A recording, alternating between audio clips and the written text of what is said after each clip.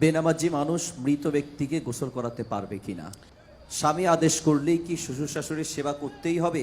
সেবা করতে গিয়ে অনেক সময় আমি অসুস্থ হয়ে যাই, এক্ষেত্রে ইসলাম কি বলে? বিভিন্ন অ্যাপ ব্যবহার করার কারণে বিভিন্ন পয়েন্ট দেওয়া হয়ে থাকে, এসব পয়েন্ট ব্যবহার করে বিভিন্ন অফার নেওয়া জায়েজ হবে কিনা? পরিচিত এক হিন্দু বোনের প্রশ্ন। যে সন্তানটা মুসলিম বাবা মার ঘরে জন্ম হয় সে সাধারণত মুসলিম হিসেবে জীবন অতিবাহিত করে, আর যে সন্তান হিন্দু বাবা মার ঘরে জন্ম নেয় সে সনাতনী ধর্মে দীক্ষিত হয়। এতে মানুষের তো কোনো হাত নেই, স্রষ্টার চাওয়াতেই তো সে হিন্দু ঘরে জন্ম নিয়েছে। মুসলমান না হলে তাকে কেন জাহান্নামে যেতে হবে? তার জন্য ধর্মান্তরিত হওয়া কি সহজ কথা? ঠিকানা দেবিদ্বার, কুমিল্লা। ধন্যবাদ। যেই হিন্দু বোন প্রশ্ন করেছেন সেই বোনকে আমি বিনয়ের সাথে বলতে চাই, আল্লাহ রব্বুল আলামিন আমাদের প্রত্যেককে বিবেক দিয়েছেন। যাকে আল্লাহ বিবেক দেন নাই, যিনি মানসিকভাবে সুস্থ নন, সেই লোকটা এই জবাবদিহিতার আওতায় নাই। আল্লাহ যাকে সুস্থ বিবেক দিয়েছেন তাকে তার বিবেক সত্যের প্রতি অনুসন্ধান করার, সত্যের পথ খুঁজে বের করার শক্তি সামর্থ্য দিয়েছেন। এটা ঠিক যে মুসলিম পরিবারে জন্মগ্রহণ করার কারণে একজন শিশু একটা অ্যাডভান্টেজ পায় ইসলাম গ্রহণ করবার জন্য। একজন শিশু তিনি অন্য ধর্মাবলম্বী মা বাবার ঘরে জন্মগ্রহণ করার ফলে সে এই অ্যাডভান্টেজটা পায় না, এটা ঠিক। কিন্তু আল্লাহ যে তাকে বিবেক বুদ্ধি দিয়েছেন, সেই বিবেক বুদ্ধি খরচ করা তার কর্তব্য। তার কাছে ইসলামের দাওয়াত যদি পৌঁছে থাকে, ইসলাম যে একমাত্র সত্য ধর্ম, সেই আহ্বান যদি পৌঁছে থাকে, আল্লাহ কোরআনে বলেছেন ইন্নাদ-দীন ইনদাল্লাহিল ইসলাম, ইসলাম হলে আল্লাহর কাছে একমাত্র মনোনীত দিন। আল্লাহ বলেছেন ওমান ইয়াবতাগি গায়রাল ইসলামি দীনান ফালান ইউকবালা মিনহু, যে ব্যক্তি ইসলাম ছাড়া অন্য কোন ধর্মকে দিন হিসাবে গ্রহণ করবে সেটা আল্লাহর কাছে অ্যাকসেপ্ট হবে না।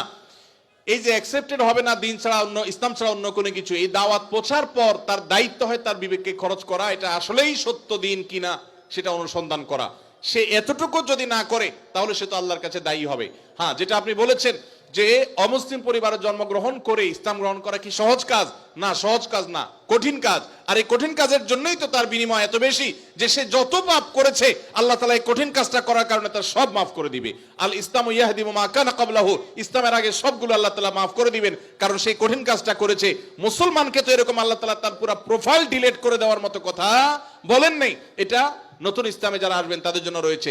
আর যারা খ্রিস্টানদের সম্পর্কে আল্লাহ বলেছেন আহলে কিতাবদের সম্পর্কে, যে তারা যদি ইসলামে আসে তাদেরকে ডাবল সওয়াব আল্লাহ তাআলা দিবেন। কষ্ট হবে, ফ্যামিলির বিরুদ্ধে তাকে যেতে হবে, এই জন্যই তো আল্লাহ তাআলা এই রিওয়ার্ড গুলো তাকে দিচ্ছেন। আল্লাহ আমাদের সবাইকে হেদায়েত লাভ করার তৌফিক দান করুন।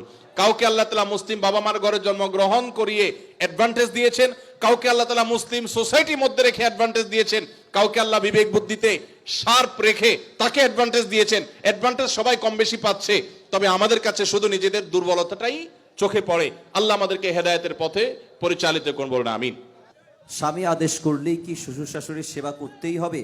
সেবা করতে গিয়ে অনেক সময় আমি অসুস্থ হয়ে যাই, এক্ষেত্রে ইসলাম কি বলে? ভাইরা আমার, স্বামী যদি আদেশ করে যে আমার বাবা মার খেদমত করো, এখন বোনের প্রশ্ন হলো আমি অসুস্থ হয়ে গেলেও কি স্বামীর সে নির্দেশ মানতে হবে কিনা? উত্তর হলো না। যদি এই পর্যায়ের হয় যে আপনি শ্বশুর শাশুড়ির সেবা করতে গিয়ে আপনি সুস্থ না থাকেন, এই পর্যায়ের আপনার সেবার প্রশ্ন আসে, তো আপনি নিজেকে অসুস্থ করে ফেলে তারপরে শ্বশুর শাশুড়ির খেদমত করতে হবে, এত কঠিন নির্দেশ ইসলাম আপনাকে দেয় নাই। তবে এ জাতীয় ইস্যুতে আমি অনুরোধ করব, কোনো ভালো বিচক্ষণ বিদগ্ধ আলেমের কাছে দেখা করে উভয়ের পরিস্থিতি পর্যালোচনা করে অ্যাসেসমেন্ট করিয়ে তারপর সমাধান নেওয়ার চেষ্টা করবেন। কারণ এখানে আপনার কাছে যেটাকে মনে হচ্ছে বাড়াবাড়ি, আদতে সেটা খুব নরমাল বিষয় হতে পারে। এই জন্য তৃতীয় পক্ষের কারোর সহযোগিতা নিলে সেটা সবচেয়ে ভালো হয়। এই প্রশ্নোত্তরের সংক্ষিপ্ত সেশনে আমরা অল্প কথা উত্তর দিয়ে গেলে আপনার ভুল বোঝার সম্ভাবনা আছে। সেজন্য কোনো দক্ষ আলেমের কাছে, বিচক্ষণ ইমাম সাহেবের কাছে গিয়ে দুজন মিলে তারপরে পুরো অবস্থা জানাবেন।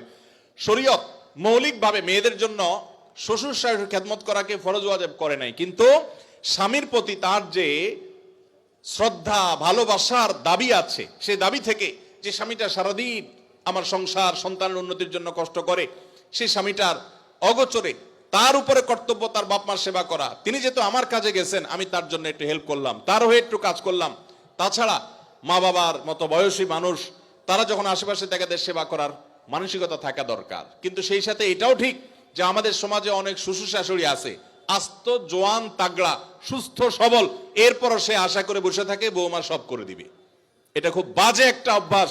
অনেক শ্বশুর-শাশুড়ি আছে তারা মনে করে বৌমা ঘরে আসছে মানে হলো কাজের মেয়ে ঘরে আসছে, অতএব আমাদের এটা বাই ডিফল্ট পাওনা হয়ে গেছে। এটা খুবই বাজে একটা উদাহরণ। শ্বশুর-শাশুড়িদেরও আল্লাহর কাছে বিচার আছে, তারা জুলুম করলে, সীমালঙ্ঘন করলে তাদেরও দায় আল্লাহ তাআলার কাছে থাকবে। নিজের মেয়েটা তাকে দিয়ে কোনো কাজ করায় না, আরেক ঘরের মেয়ে আসছে তাকে দিয়ে সারাদিন গাদা খাটনি করা, এটা জুলুম। অতএব জুলুমও করা যাবে না। আবার বোনরা শ্বশুর-শাশুড়িদেরকে ইগনোরও করবেন না। আল্লাহ তাআলা আমাদেরকে আল্লাহর নির্দেশকে যথাযোগ্যভাবে মানার তৌফিক দান করুন। বেনামাজি মানুষ মৃত ব্যক্তিকে গোসল করাতে পারবে কিনা? মৃত ব্যক্তিকে বেনামাজি গোসল করাইলে গোসল হয়ে যাবে, কোনো অসুবিধা হবে না। তবে সন্দেহাতীত ভাবে এটা মুসলমানদের কর্তব্য। কোন এলাকাতে কেউ মারা গেলে যারা দিনদার মুসলমান তারা তাকে কবরস্থ করবে এবং তার দাফন কাফনের ব্যবস্থা করবে। কোন বেনামাজি করলেও আদায় হয়ে যাবে ফরজটা সবার পক্ষ থেকে ইনশাআল্লাহ। বিভিন্ন অ্যাপ ব্যবহার করার কারণে বিভিন্ন পয়েন্ট দেওয়া হয়ে থাকে, এসব পয়েন্ট ব্যবহার করে বিভিন্ন অফার নেওয়া জায়েজ হবে কিনা? ভাইরা আমার, যদি কোনো অ্যাপস ইউজ করলে আপনাকে পয়েন্ট দেয়, সেই পয়েন্ট আপনি এক্সচেঞ্জ করে কোনো সুবিধা নেন, কোনো টাকা পয়সা পান, এটা জায়েজ হবে এই শর্তে যে সেই অ্যাপটা যদি হারাম কিছু না হয়, সেটা ব্যবহার করলে যদি কোনো গুনাহের কাজ না হয়, তাহলে আপনি এটা করতে পারেন। আজকাল অনেক জুয়ার অ্যাপস বের হয়েছে, অনেক হারাম অ্যাপস আছে, সেগুলো এ ধরনের অফার দিয়ে থাকে। সেগুলো অ্যাপস ব্যবহার করাটাই ইটসেলফ একটা হারাম কাজ। অতএব সেখান থেকে পয়েন্ট নিয়ে উপার্জন করলে সেটা হারামই হবে। অতএব আপনি কোন অ্যাপস ব্যবহার করছেন আর কি পয়েন্ট দিচ্ছে আপনাকে, সেটা হলো দেখার বিষয়।